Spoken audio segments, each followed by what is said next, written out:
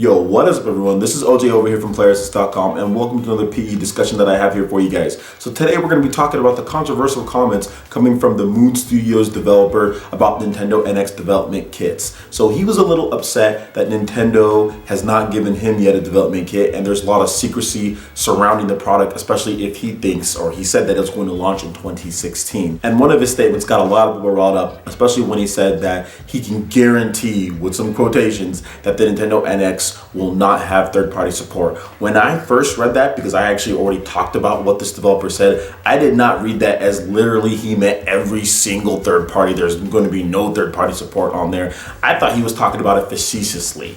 I thought he was talking about it to the point to where he's like, okay, well, yeah, you're going to have some, which he later elaborated on, but it's not going to be very good, or there's going to be problems because there's not going to be enough developers. But some people took that as the Nintendo NX is going to be exactly like the Wii U because they're doing the exact same thing with development kits, and developers aren't going to have the time to make their games, and nobody's going to put anything out on the system. That's how some people took it, which the internet does that, which is okay. But I want to talk a little bit more as far as just looking at it logistically and exactly what's happening with this. So what we do know is that key partners and major third-party developers do have Nintendo NX development kits. So probably guys like Platinum Games, guys like EA, we already had a story on that, guys like Activision, Sega, Koei Tecmo, Bandai Namco, Square Enix, they are going to have development kits, with some of them developing Nintendo NX launch games or games coming out in the near future for the Nintendo NX. So that would be stuff like Square Enix. I'm pretty sure that we're going to see Dragon Quest. I'm pretty sure Koei Tecmo has something planned for it. I'm pretty sure Sega and Atlas and those type of developers are going to have some content for the Nintendo NX near launch. So that's something that we do have to take into consideration here.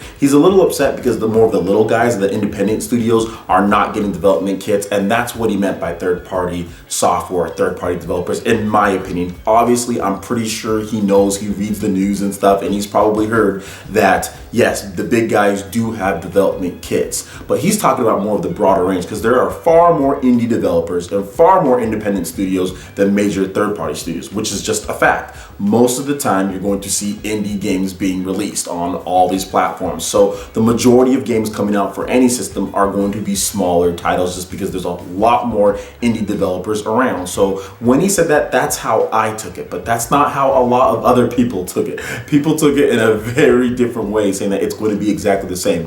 Nintendo knows that they need major third-party support. I think that was the biggest problem with the Wii U. The Wii U had great indie support.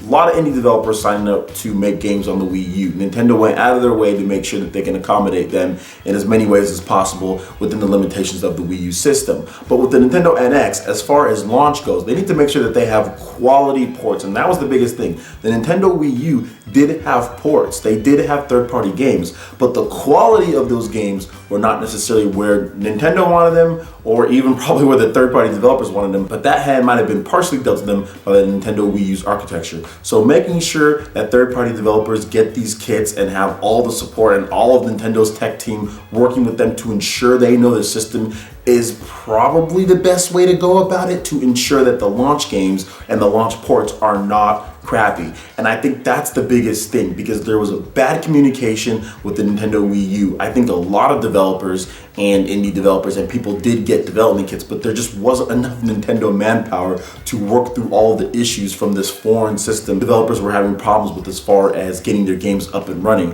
With the Nintendo NX, Nintendo needs to make sure that they're available for all these major developers, so when they're porting their games in the process, they have that support that they need. So that's how I kind of looked at it. I kind of analyzed it, and I did not take it as Nintendo was going to have no third-party support, and I don't think that's what this developer meant. I think, like I said, he was exaggerating a little bit, being a little sarcastic. He was not saying it in a way to where, oh, well, we're not going to get anything on the Nintendo NX, and it's going to be just like Wii U. I think he was just speaking at it from his point of view, from what other developers are saying as far as indie developers go, and how, yes, they do make up the majority of games that are coming out at this point, whether it's the downloadable titles or bigger titles like Ori and the Blind Forest for the Xbox One. So that's the one thing that I did want to say on that. Some people were kind of taking it a little far. I've seen quite a number of crazy videos where people are just declarating that, oh, this is already over, it's already dead, it's already dead for the system, which is ridiculous. That's a ridiculous notion. So that's just my take on it. What do you guys think? Let me know in the comment section below. Make sure you hit that like button if you did like this video. Let me know you guys want more content like this going forward in the future, and also subscribe to PlayerEssence for more news, reviews, trailers, tips, and tricks.